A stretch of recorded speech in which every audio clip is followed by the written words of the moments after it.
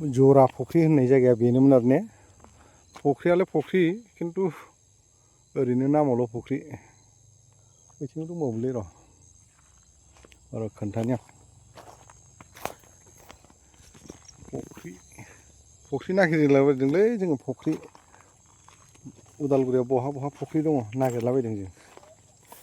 र' नायनि बिथिंबो दं जि हाग्रा गेजेरावसो बाव फुख्रिया मैदेरबो फैयो बे जायगायाव गिथावथावसो न'बोथ' गैखाया एकदम हाग्रा गेजेर जरा फुख्रि होनलायो जायगाखौ नै बिथिंबो दंबावो नै फुख्रिया मोनसेबाव ना नैलाय हनै बिथिंबो फुख्रिया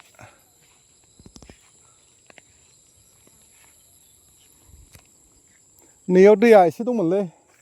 दै दंमोन आरो बेयाव मिथिबायना नंगौ बेयाव दंमोनथ' दै दंमोन र' खोन्थाहैनो बावल' होननांगौलै मैदेरा थैथारबाय नैयाव एसे दै दङ बिथिं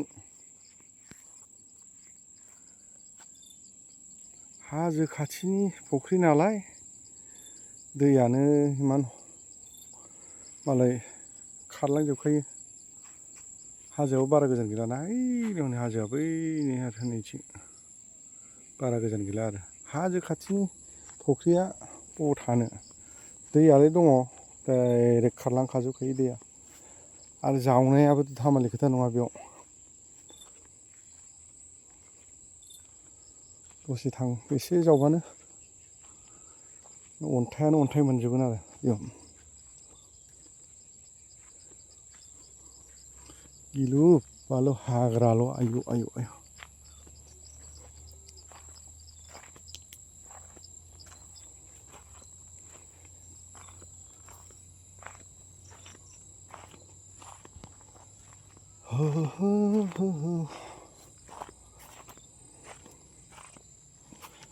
फुख्रि सारभे खालामनाया जानला मोनला खोथा नङालै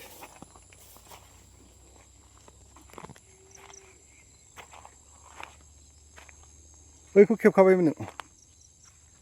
बै मोनसेखौ खेबबायमोन बैनिखौ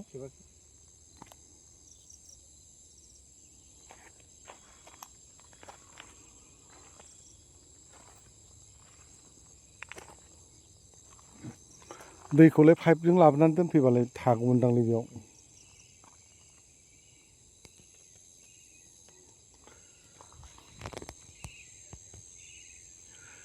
एकदम ओरैबायदि साइलेन्ट जायगा बोरमा मोसौ माबा माबि फिसिनानै जानो आरामथारसै आरो बेयाव गोसोबा हाग्रा गोजाखासो नालाय न'आनो गैया नै नुबायना बेसेबां दै दङ